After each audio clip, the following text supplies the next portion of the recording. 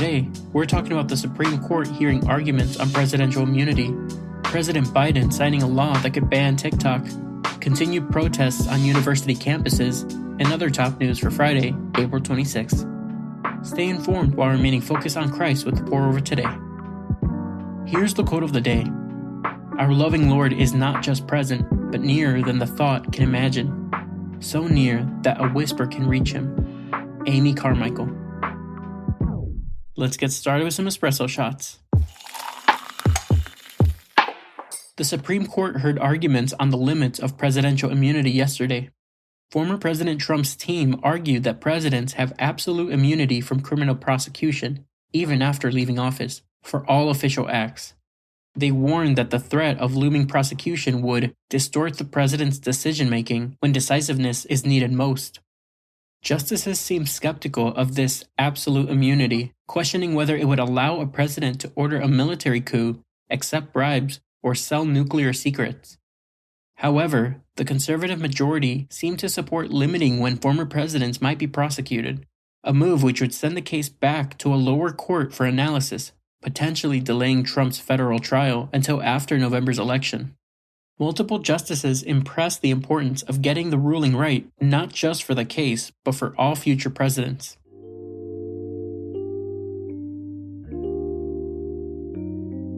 No matter what happens in this case, or any political story, God will remain in control. In the midst of anything that comes your way, set your hope on the abundance we will enjoy with Christ when He comes. 1 Peter 1:3 and 4 says, "Blessed be the God and Father of our Lord Jesus Christ. Because of His great mercy, He has given us new birth into a living hope through the resurrection of Jesus Christ from the dead, and into an inheritance that is imperishable, undefiled, and unfading, kept in heaven for you."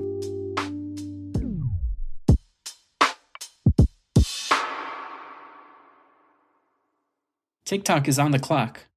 On Wednesday, President Biden signed into law the bill giving ByteDance, TikTok's Chinese parent company, 270 days to sell the social media platform or face an outright ban in the States. The bill passed through Congress with bipartisan support. Lawmakers cited concerns the Chinese government would access user data or spread propaganda to TikTok's 170 million American users.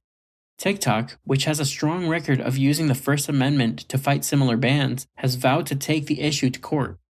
They have the loud support of many TikTok creators who say their livelihoods are being threatened. Biden's pen was also busy signing a $95 billion foreign aid package on Wednesday, making aid to Ukraine, Israel, and Taiwan official after months of delays.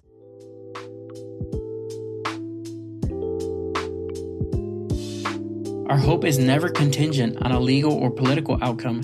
It's much more secure than that. Regardless of whether things get worse or better during your lifetime, everything eventually ends well for followers of Christ. Job 12:10 says, "The life of every living thing is in His hand, as well as the breath of all humanity."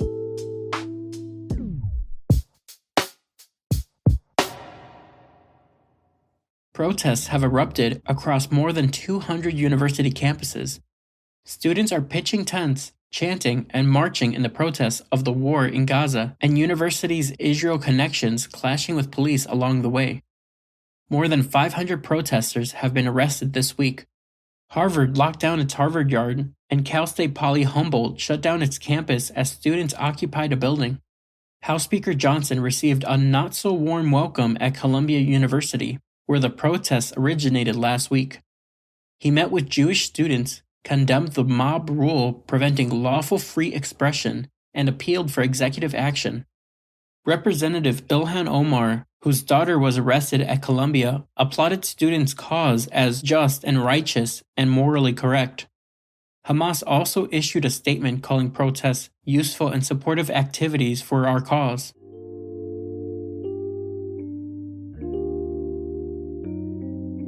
When life feels chaotic and even scary, turn in faith to the one who stills the sea. Our God can bring order, peace, and justice out of any mess. Matthew 8:25-27 says, Jesus' disciples came and woke him up, saying, "Lord, save us, we're going to die." He said to them, "Why are you afraid, you of little faith?"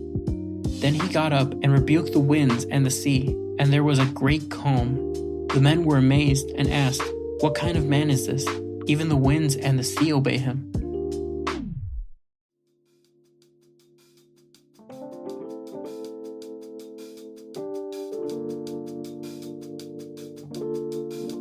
In other brews, here's a rapid round of updates. The US economy isn't looking as springy as economists had hoped.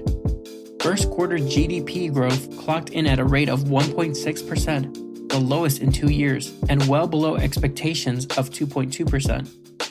Although the low growth would usually raise hopes of an interest rate cut, stubbornly high inflation is leaking air out of that balloon. Mass graves containing over 300 bodies have been discovered near Gaza's Nasser and Shifa hospitals following the withdrawal of Israeli forces. Gazan officials say graves contain people who died during the hospital sieges, while Israel says it exhumed corpses while looking for hostages. The UN said some bodies had their hands tied, and an investigation is warranted. An Arizona grand jury indicted 11 fake electors and 7 Trump aides on Wednesday. The Republicans were charged with fraud, forgery, and conspiracy for signing a certificate claiming then-President Trump won the state's popular vote in 2020, even after state officials certified Biden's victory.